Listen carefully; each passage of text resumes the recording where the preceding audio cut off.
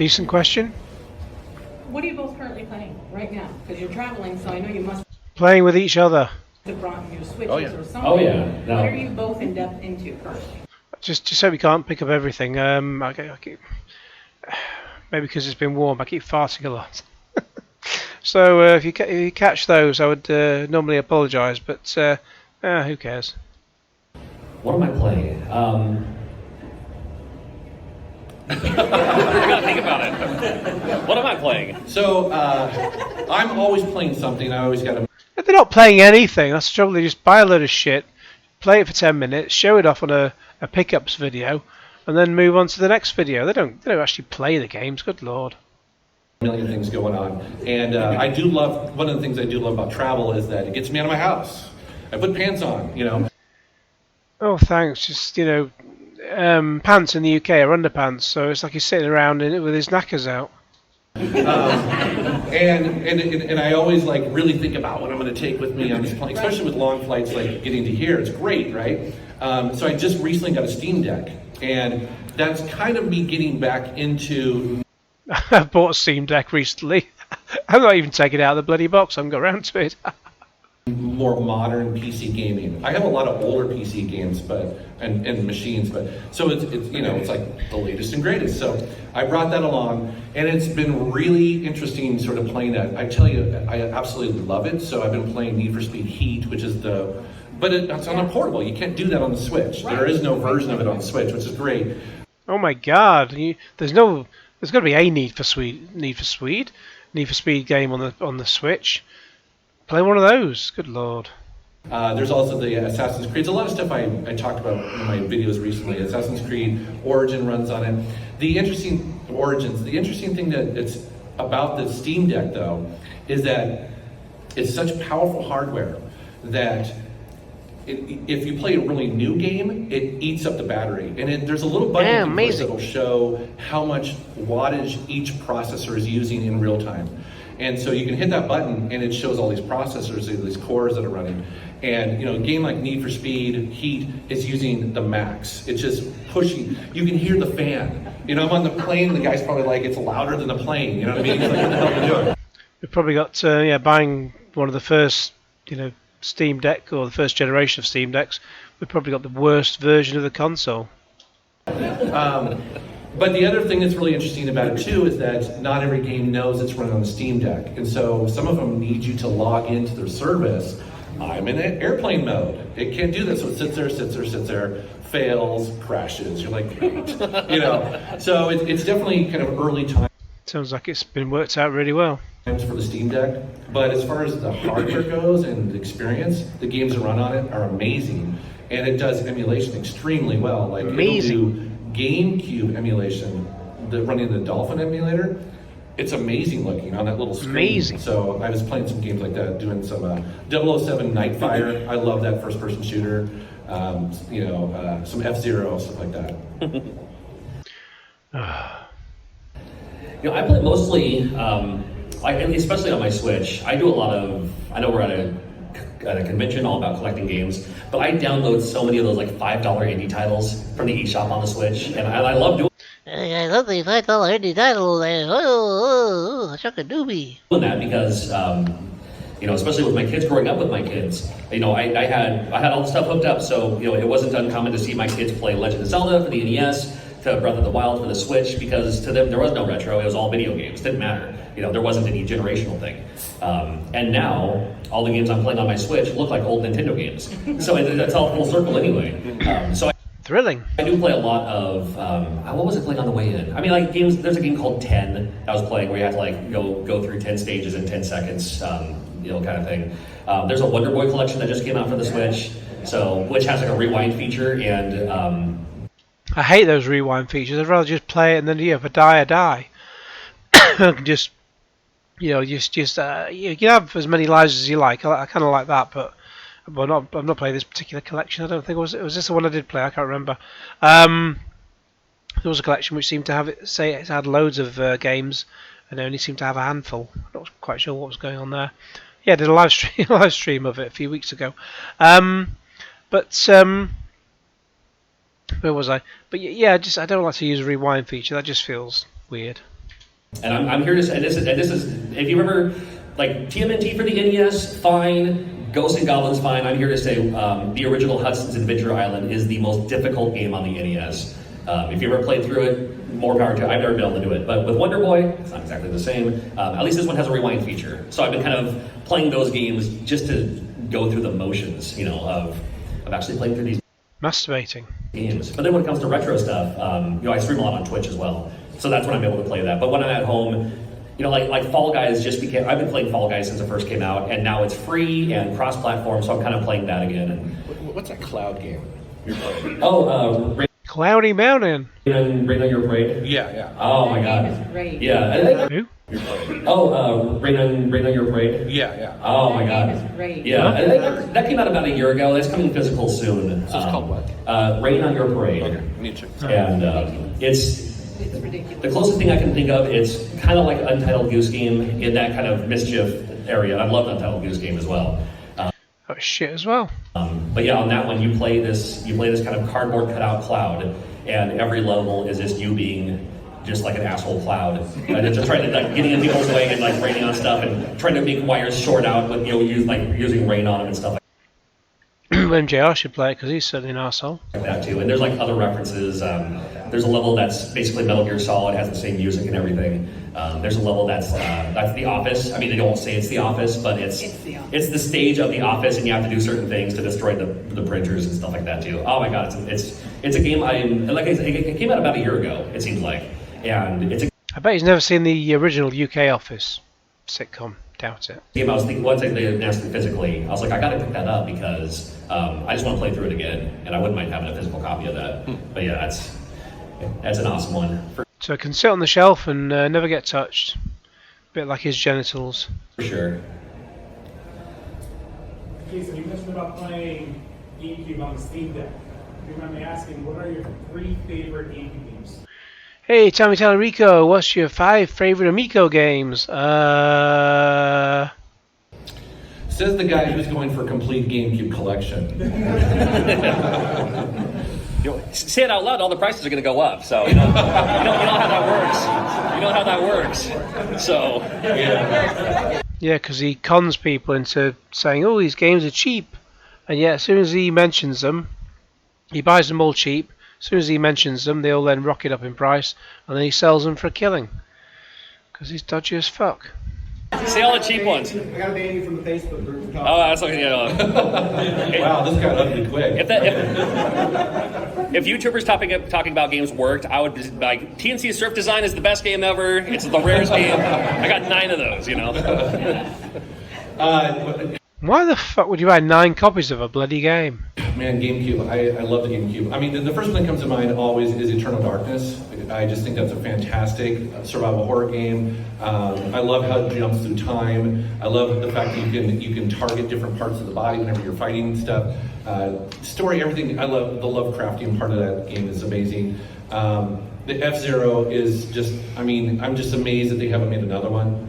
Or, I don't know, just remastered that one, Just make a new game. Don't just keep remastering shit. Gotcha Force is a game. I know it's super expensive, and I'm sorry. I don't want to mention it, but I do think it's so much fun. I think it's exclusive to the GameCube, right? I believe so. Yeah, and it's just a really fun kind of drop in. It's a mech kind of game, but it has a collecting Pokemon aspect to it, and so it's very addictive, very fun. You can play for 5 minutes, or you can play for a couple hours. It's great. Gosh, what other ones? Also too. I mean, I just like even some of the third-party ones. So on the Steam Deck, I was playing, the SSX games. Tricky and SSX3 are really good on the GameCube, and Played them on PS2, I think, and yeah, I did enjoy those. the funny thing is, I originally played those on the PS2 because that's what I had, and I always thought, well, that was probably the best version of it. But honestly, the GameCube is just that much more powerful that those third-party games actually look and run a little bit better, in my opinion. So I love those 2 games, and playing those on the Steam Deck in the Dolphin emulator is really fun. On the go. Again, there's no other way to do that, really, unless you were to use a laptop or something. Yeah. I've been singing the praises of Ribbit King since it first came out on the GameCube, and if through every generation, if you haven't checked out Ribbit King, I mean, this is Ribbit. what else comes out. It's like you're still playing GameCube. Ruby King just recently went up in price by the higher end, but for the longest time it wasn't. But man, I love Ruby King. If you're not familiar, it's like golf, but you have to hit a catapult, and the frog jumps, and you have to. And it's awesome. You gotta check it out sometime. But I don't, like I'm a huge fan of the Mario Party games, and Mario Party 5 is my favorite Mario Party of all the Mario Parties. So gotta have a GameCube for that for sure. And man, I have no idea why Sega hasn't made an update to Billy Hatcher. Oh my god, yeah. I love Billy Hatcher. It's from Sega, it's a GameCube exclusive from Sega. And it has that old school Sega charm. It could have been a Dreamcast game. And maybe it was supposed to be a Dreamcast game, I don't know. But it feels like a Dreamcast game. But it's cool, and it's that era of Sega that I really enjoyed. So, yeah, those would be my 3 anyway. Are you planning on going back to Japan, or and do you have any tips for like big people like me to go there for the first time? There's someone bigger than MJR? Good lord. Okay. Go to Japan. Yeah, so his question was, am I going to go back to Japan? And any tips for larger dudes in Japan? Boy, can I tell you.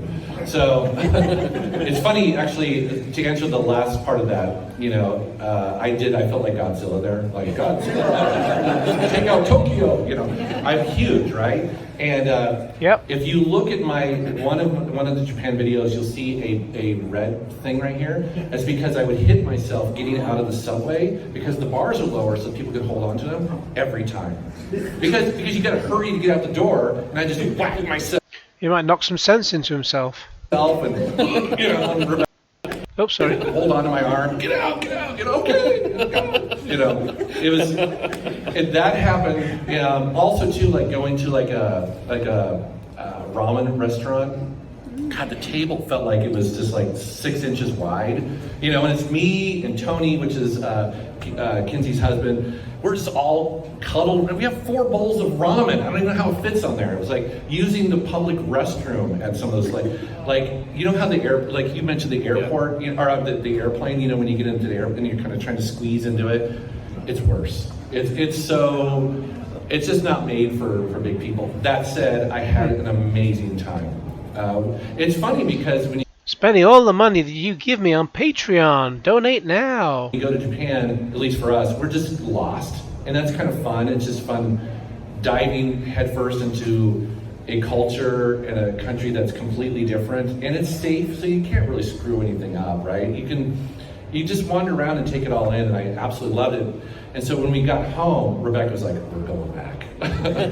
Which means a lot, because Rebecca loves going to places like Europe and stuff. She's like, Japan is going to be our #1. So we wanted to go to Japan. We planned on going back to Japan, but they were just so locked down. They were one of the most locked down countries. Even if you could get in for a while, you had to quarantine for like a month or something like that. And it's been tough. It took my friend... Oh, tough. He has tough times. Poor old MJR.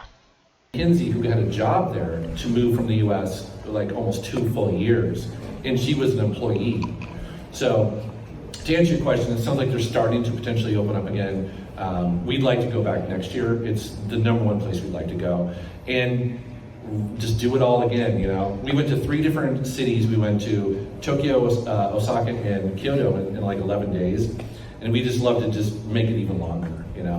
It'd be fun. So, and as retro gamers, you go there and you see a culture that is all about retro games. I mean, it's just incredible to be in a young, old, whatever. The light switches in your Airbnb will have a cute little character on the light switches. I mean, it's everywhere. I remember the utility company in our Airbnb was this cute. They had like a cute little logo for it. It was just like, what is this? It's like gachapon machines are everywhere, and it's pretty neat. So Sure. You'll have a great time if you go. I got it. Okay. There's a question down here though. Yes. Is the Gamer Eats thing still going to be another video on that? Yeah, I love eating stuff. people still ask about Gamer Eats episodes, which is so much fun. So that was a series of videos I did with my buddy Drunken Master Paul, who has been on the Food He hasn't been on his channel for a while. Bloody Groat Master Paul. Network, and so he's great on camera and making food and all that. So we love making those videos. To be quite honest, we've talked about it. If I had that many people in my house, make sure you take your fucking shoes off. during the pandemic, it was wild because up in Washington State, we were one of the first to kind of get the virus, and so our governor took it serious. Everyone was locked down.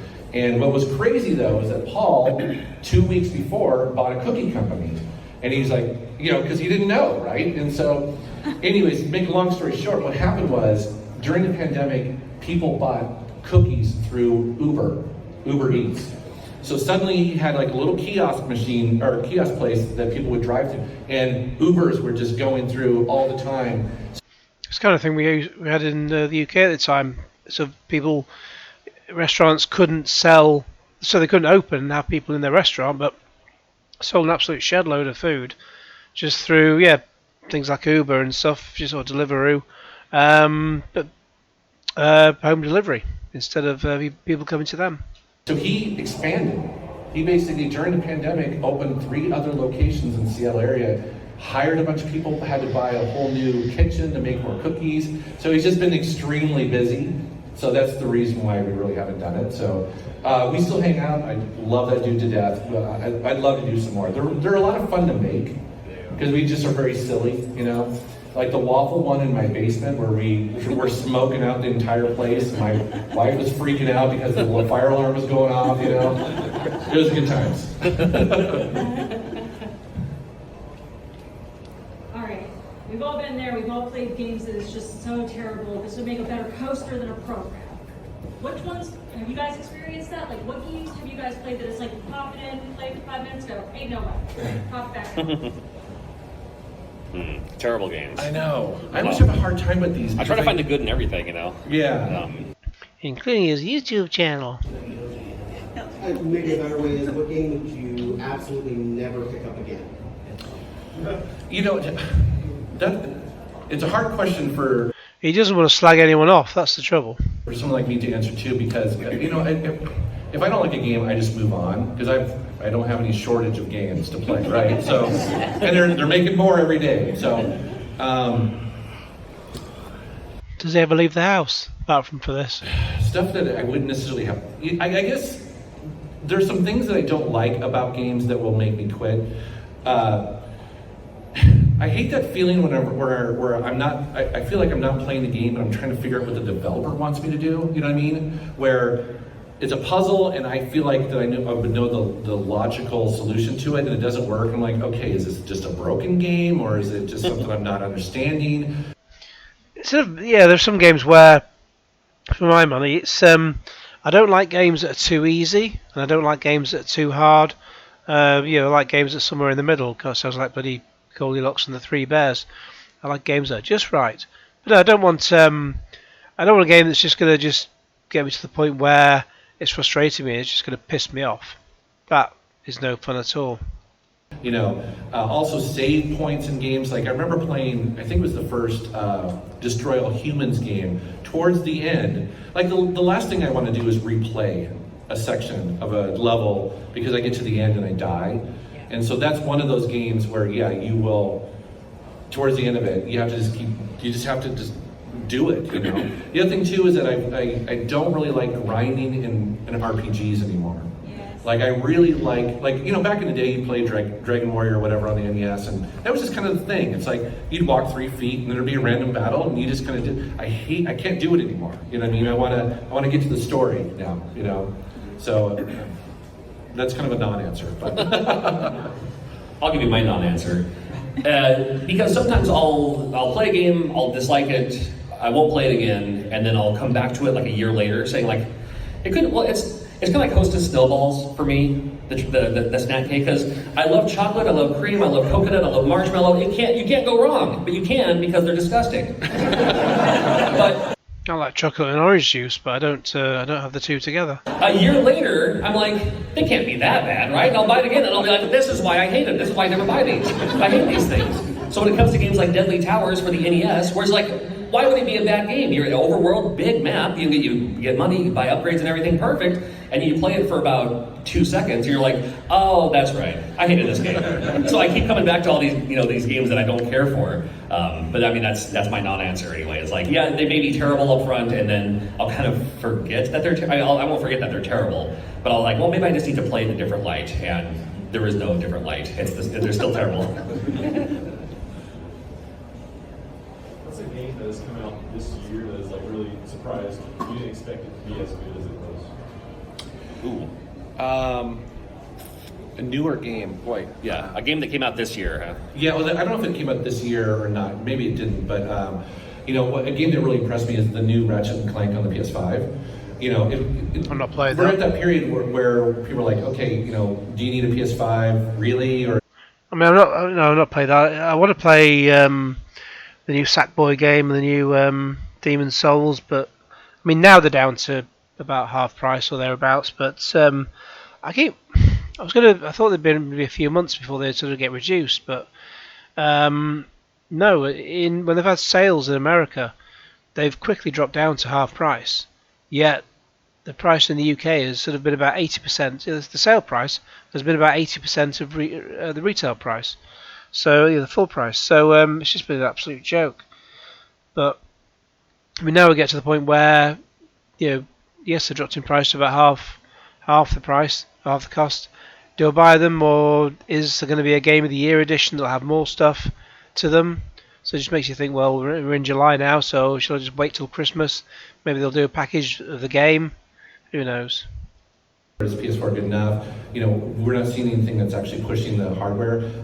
The new Ratchet and Clank pushes the hardware. The way it streams in multiple dimensions without any load screen is kind of amazing. That's one of the first times I was like, oh, this is why this is using next gen. Not only that, but just like the graphics and everything. I love that game quite a bit. I love that series a lot, so it was cool to play that. Also, again, I'm a car guy, Forza Horizon 5, I know it's not this year, but they keep releasing new stuff for it. Just open world Mexico, all licensed cars, and I can play it all day. So it runs on the Steam Deck. I'm saying. There you go. It's alright. It's a bit of fun, but I prefer Need for Speed to Forza because I just prefer the sort of more arcadey feel of it. Nicely done. Yeah. I'm also a huge VR gamer, and there's a game that came out this year for the Quest called Zenith VR, which I really need to play my PSVR a lot more. I've not played it in freaking ages. I think I just sort of fell out of love with it. Well, just didn't get around to it, and then so I've not got the Move controllers for it. And then every time I set it up, I've got to learn how to set it up again because you just completely forget how to set it up because it's got that many things to plug in. I remember the talk of when PS5 was due to come out, and they were talking about how PSVR 2 would be within the PS5. It never happened.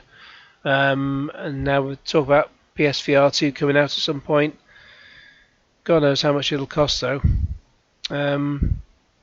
Yeah, nice to just do away with the breaker box, so it's just so much easier to put together. It's an absolute pain in the arse. Every time I want to play it, I've got to look up a tutorial on YouTube on how to set up the damn thing.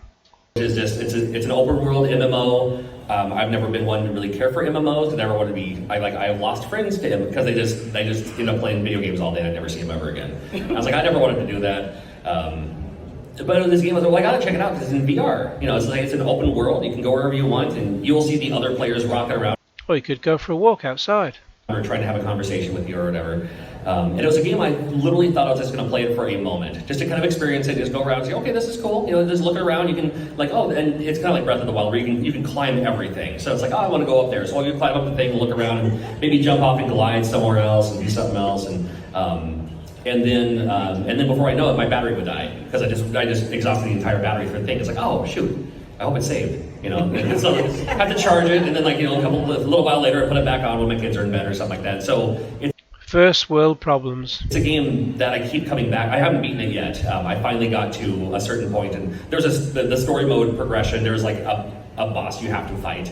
And doing it by myself couldn't do it, but then fortunately one time I showed up to like, well, I'll try it again. And there were already other people there also fighting them at the same time, so we could all join in. 5 minutes?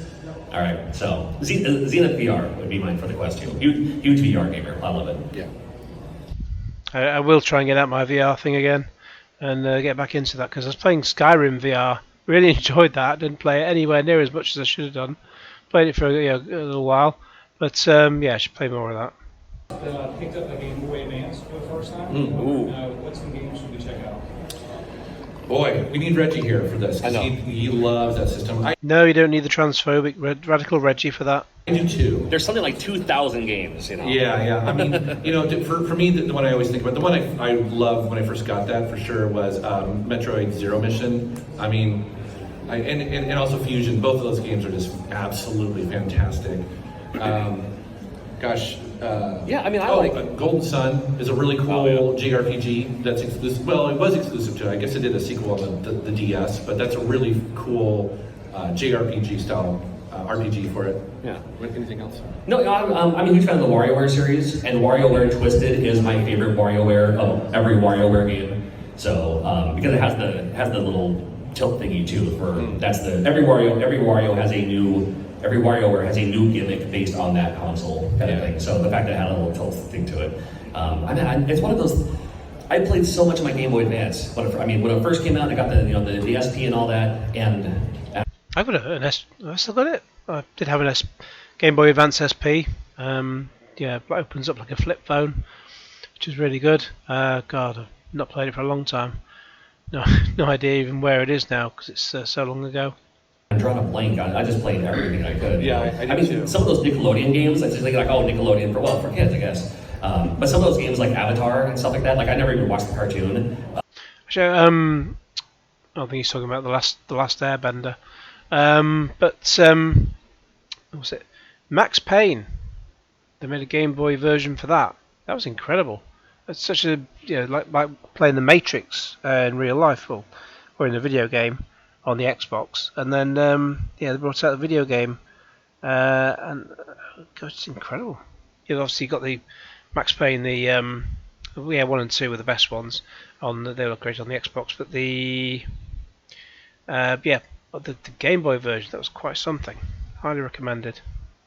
But the game was really cool because so many of the games at the time were just like, hey, we're just going to model all of our games based after that kind of like Legend of Zelda style, which is my favorite genre anyway. So it was a good time for video games. Minish Cap. Minish Cap is one of my favorite Legend of Zelda games of all time. Yeah.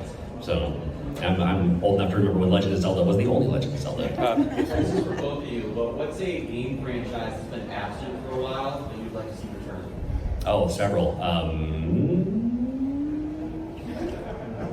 Thinking. Well, I mean, So you've no idea. boy, there's a ton. Although the one that popped in my head is the one I show in every one of my intros. It's Hero. It's basically, I love that. That was a great game at the time. I remember when I was at school, 84, 85, I think, when this came out, 84, I think, and I just wanted to be able to, sat there in the middle of a boring bloody French or German lesson. I just wanted to pause the whole school day, go home, play Hero for an hour, then come back and carry on. I'd have loved it if I could have done that, but of course I couldn't do that, and I just had to sit and take it up the ass, school, for the rest of the day, and I hated it. It's one of the best Atari 2600 games ever made. It's a full. I just love that game. It was one of the first games I was passionate about as a kid, and that's why it stuck with me. The same way Mario and some other Zelda games. Mario. I love that series. Mario. And so I'd love to see it rebooted or just remastered or something. I think it'd be very cool. That would be pretty neat for me, sure. Just make more of it. Don't just keep remastering the same old shit. And I'm sure there's tons more. I do like the Ghosts and Goblins series, but also a huge fan of the Maximo games, which was like the 3D action platforming Ghosts and Goblins without calling it Ghosts and Goblins. And I would love to see I'd love to see a new Maximo. I think it was super cool. Yeah. And we have time for one more question. Aha. Should we do rapid fire 3? What are we doing? Sure. All right. This one. You first. Yeah. Have you ever had a crush on a video game character? I will, without saying too much, and every guy, if you haven't done this, you're a liar. Everybody in this room has paused the game when Chun-Li does the high kick. And that's where he starts masturbating. I promise you it's happening. Yeah, you're bringing up a memory here. Oh my God, my mom caught me. That's all I'm saying. Hey, what? What a surprise. It's not as bad as you think. However, on the Commodore 64, there was Samantha Fox strip poker. And I remember that one. I didn't have it. Was that 199? £1.99 on the Commodore 64. I remember when it was £7.99 on the £7.99 on the ZX Spectrum, and the graphics were bloody awful. And you tried to play the game in order to see her pixelated boobs, and you may as well just go and buy a copy of The Sun for 25p, whatever it was at the time, and look at her boobs in all the full glory there, rather than try and play on that bloody awful game. But no, I mean, she's Samantha Fox. She has a Facebook page, and it's very interesting, sort of following what she's doing. And she's 6 years older than me, minus a day, I think. So yeah, I won't say what. Well, basically, I've said what the birthday is if you look it up. But yeah, she's 6 years older than me, and she looks damn sight better than I do. That's for sure. She looks incredible. What have we done? You got to see most of her. Like that. I was very young at the time. She was in black and white. It's not as creepy. It's weird. But anyway. But the funny thing is that I learned how to play poker because I played that game so much because I wanted to play so bad. And he went blind. So bad. And I'm still a pretty good poker player. Bollocks. Thank you, Samantha Fox. I mean, that's me saying this is true actually.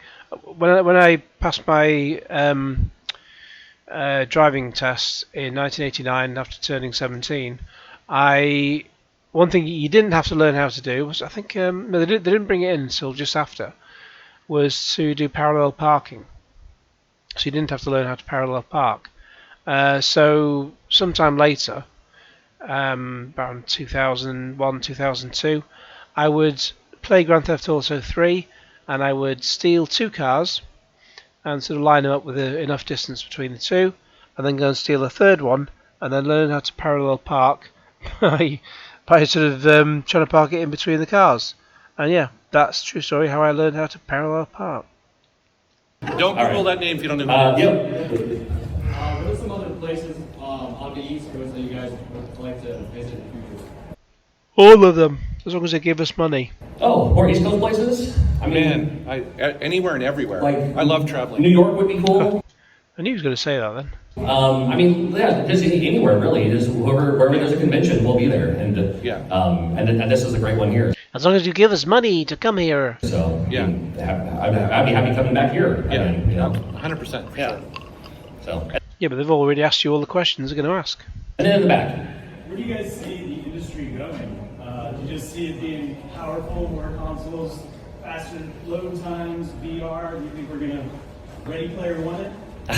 I don't think VR will take over 100% for sure. But I mean, there's like PC games, there's video games and then there's mobile games. I think there's video games and there's VR gaming. It's its own kind of subcategory. It's like, here are all the best sodas in the world, Pepsi, Coke, Mountain Dew, but then nobody's mentioning Red Bull, Monster. And so they're like sodas, but it's its own category.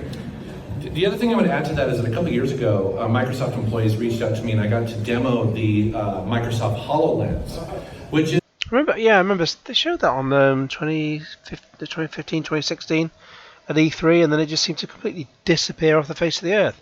It looked bloody amazing. What happened to it? It's basically augmented reality, right? So you can see through it, but it's basically using technology to map the room and bumps and all that sort of stuff and put the VR in your real world.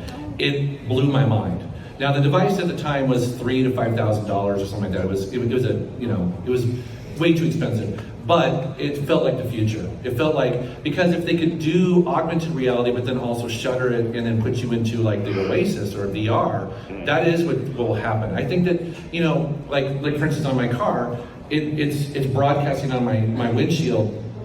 It's reading street signs, it's putting the speed limit, it's putting the... Right, let's just have a look at his bloody carpet. Let's just switch that off, switch the subtitles off. Is that a dirty carpet, or is it just kind of the pile has sort of gone a bit funny? I think that, like for instance on my car, it's a bit difficult when I just pause it and that bloody line comes up. I'll just roll it back 5 seconds, then we'll just play again. Just keep an eye on the carpet. That is what will happen. I think that, like for instance on my car, it's broadcasting on my windshield. It's reading street signs, it's putting the speed limit, it's putting the... I'm not really sure. It could be a pile thing. Could be you could have piles, or it could just be bad carpet. Directions on my windshield. That to me feels like what is coming for gaming. It'll just be, you'll put on a pair of glasses or whatever, you know, and you'll just be able to do it any and all the time. So, you know, yeah, good question though. All right, well, thank you so much for coming to our panel. We really appreciate it.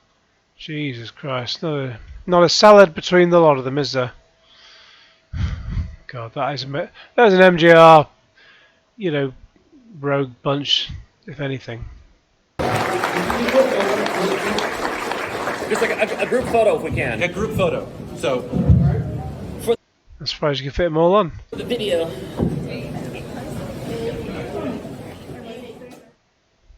Yeah, don't go looking for a wife there. It's just large ladies. Anyway, God, I'm knackered after all that. So I'll figure out whether to make this into probably 2 or 3 videos. I don't know. I'm fucking knackered now by the time I've got to the end of it. But anyway, in the meantime, please like this video, share with your friends, subscribe if you haven't already, click on the bell for all the notifications, and cue Genesis. And yeah, if I just split the original video into say 3, then you won't get that intro, you won't get that outro at the end because I won't have put it there, something like that. I'm tired.